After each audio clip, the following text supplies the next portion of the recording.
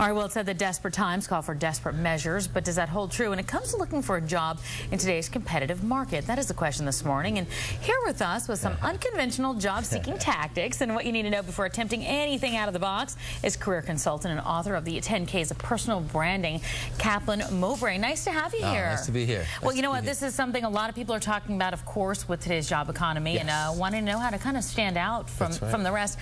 Should you do something kind of wacky and out of the box when it comes to that? I think it's important to be wise. I mean, wacky does get you noticed, but be wise. Yeah, because that wacky can backfire. Both ways. It's true. Yeah, I know. So you have clients that have really tried some crazy really things in some ways. Innovative things. Or at least out of the box. Yes. In order to land a job. So let's go through some of them because there are a few that really stood out. The first one, food delivery fake out. One of my clients actually disguised himself as a food delivery worker. Okay. Got into a meeting and instead of passing out lunch, passed out his resume. What happened? And did he get the job? He actually did get the job because there was someone in the meeting who knew him from college. Oh, wow. So the key was that he actually had someone who could vouch that he actually was a good candidate. He wasn't wacky, and he actually got an interview and got a job as a sales associate. Not some like crazy stalker who got past security, right? Yeah. All right. Next up, a client who was social media savvy, which sounds good in this day and age. Yeah, in this day and age, social media gives you access. It gives you access to people and opportunity. But in this case, the candidate actually connected with someone on LinkedIn, friended them on Facebook, followed them on Twitter,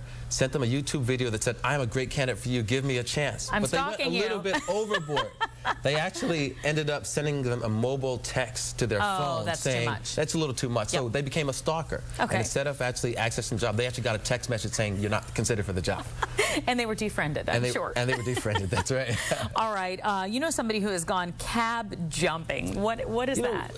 In this day and age, your elevator speech is very important. We've seen this in some movies. And one of my clients actually met an executive, bumped into him in a cab, actually planned his attack, if you will. Oh, wow. And opened the cab at the same time. But they actually agreed to share a ride. Right. And in that ride, he shared his elevator speech of why he was a great candidate. He actually got an interview for a job. That's later got a job as a business development manager. So it really showed that he was deliberate but also had a great elevator speech. The key thing is your resume is not what's on a piece of paper. Sure. It's what you carry with you. And you should be able to summarize your resume in 30 seconds with an elevator speech. Those are your sound bites, right? You got to know how to do it. All right, next candidate sent a package after an interview. Maybe not so strange. Not so strange, but after a great interview, he actually sent a package. But what happened was he actually sent a picture of the employers with his family. Saying, "I'd love to be honored to be a part of your family." So I'd love for you to adopt me?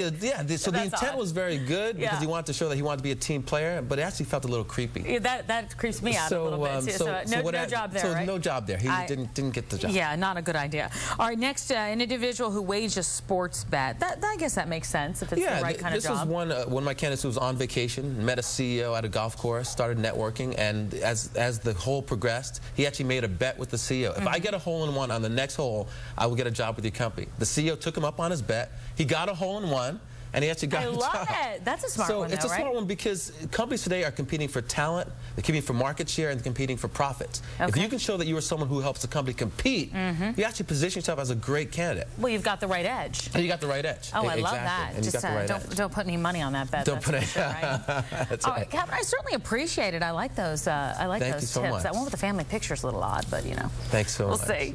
All right, appreciate you coming in. For more unconventional job-seeking tactics, log on to pix11.com/morning news. You can check it all out there. Francis, we'll send it back over to you.